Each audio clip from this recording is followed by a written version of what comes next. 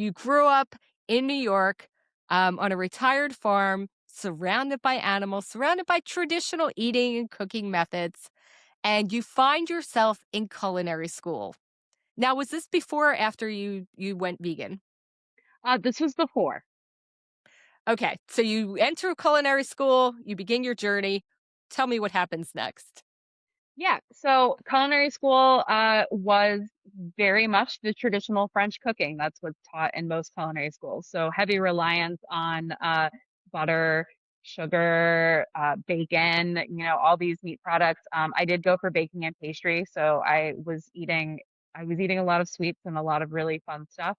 And after culinary school, I actually transferred to Cornell University for my bachelor's degree. And that's when I kind of hit a wall with my mental health and was kind of starting to see the negatives of the standard American diet. I was eating mostly, there was actually an entire semester I was eating nothing but chicken tenders and sweet potato fries and honey mustard for lunch every day. And my last semester of college, I took a Zen Buddhism course. And it was a Zen Buddhism course in tea, food, and hospitality. That was the title of the course. And a lot of the writing we had to do and the projects were surrounding eating and cooking for other people. And in the Zen tradition, and most Buddhist traditions, actually, there are no animal products at all eaten in Buddhist temples. It came from a religious standpoint, but also kind of out of necessity because they were reliant on community donations. So I actually went to Japan for 2 weeks after I graduated and basically was eating plant-based a majority of the time I was there, about 80%. And I felt the best I'd ever felt in my entire life, like body, mentally. I was riding high and I was like, wow, if this is how I can feel every day, let's continue. I totally fully agree. People often ask me now, they're like, "Oh, did you go vegan for health reasons?" And I used to say, "Oh, well, that was part of it." But honestly, it was really, the removing animal products from my diet and my world that was the driving force. But as I looked back at it and I would think about the question, I'm like, actually, I do feel a lot better. I mean, my skin looks better. My whole attitude, I feel like, is better. I am 55. People meet me in person. They're like, that is not possible. And I'm like, yeah, it's like I don't eat animals. I also don't drink. But, I think that there's a lot to be said, for figuring out that, a really plant based, more natural diet is just healthier all the way for everyone. Now, I know we have seen like a proliferation of these, what we're going to call replacement foods on the market now, the replacement meats and things like that. Unfortunately, because the meat industry is a very powerful industry and has a lot of political pull. We hear constantly the negative stories about what we'll call like plant based products, like how bad they are for you. And I'm personally on a mission to change that. Now, when we get into the area of like, dairy replacement, people are interested because like you and I said at the beginning, like people are like, I don't want to give up cheese. So I feel like they're more willing to try a plant-based cheese product than they are a plant-based, let's say, meat replacement. Has this been your experience too? It has, yeah. I feel like I encounter well, it's funny because most of my customer base, some of them are vegan, some of them are vegetarian, and a lot of them are lactose intolerant. A lot of them, a couple of them are mothers who are breastfeeding who have to give up dairy for their children. Um, and people wanting to reduce dairy because it upsets their stomach without a formal diagnosis. Gentlemen who have high blood pressure, high cholesterol, whose doctors told them, hey, maybe you should cut back on the animal products a little bit. So I think dairy is a really good place to start. I think it's kind of a gateway into more plant-based eating. Yeah, and the interesting thing about dairy is that people have all kinds of health problems, and then they eliminate dairy, and they're like, "Oh, wow, it's so strange." But I just am always amazed that there's not a bigger conversation around the fact that there's a numerous amount of people that are lactose intolerant that are not able to digest dairy, and we never ask ourselves why that is, right? It's just like, oh, it's natural, it's from a cow. It's like, yes, it's from a cow meant for other cows, baby cows, in fact, and they would like to have it back.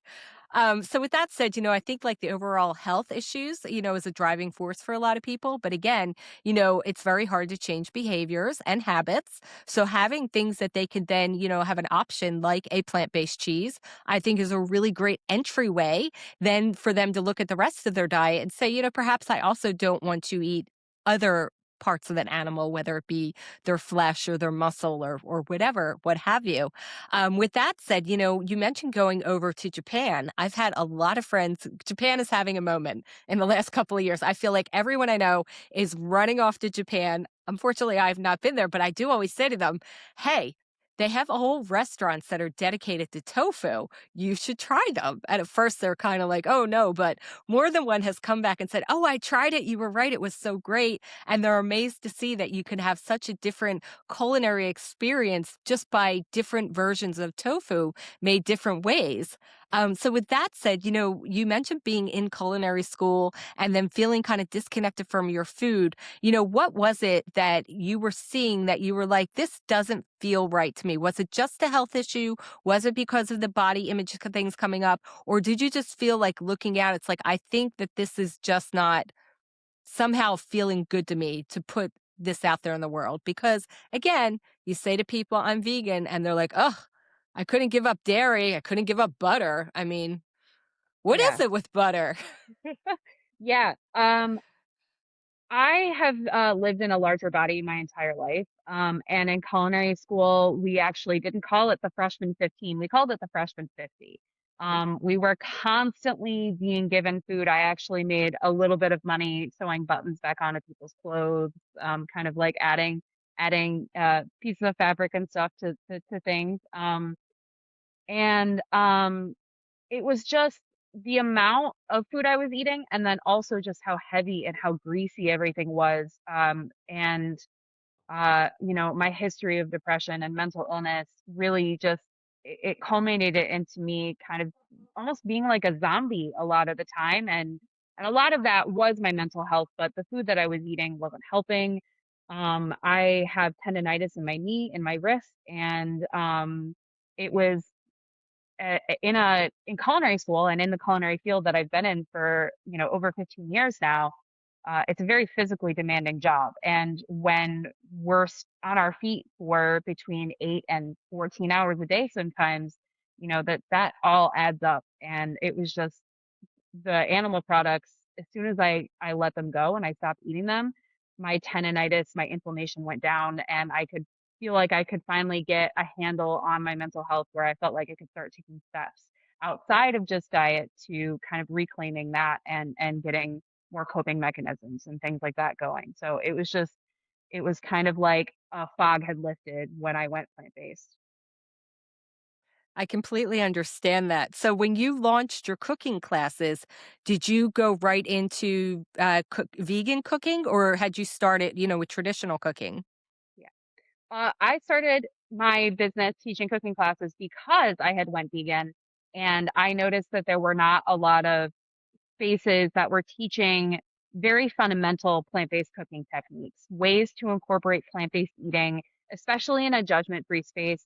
A lot of people, when they hear the word vegan or they hear a vegan cooking class or anything like that, they're expecting, people to go on about animal agriculture and all the detriments. And of course, I can do that if people ask.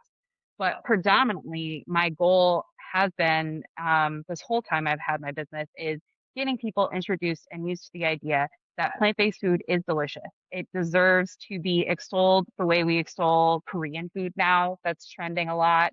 Japanese food, Indian food, Italian, French. It's a style of cooking that deserves a place at anybody's table, regardless of how you identify.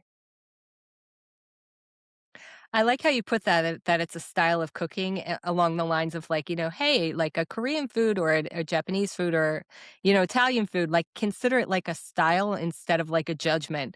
Cause you're right.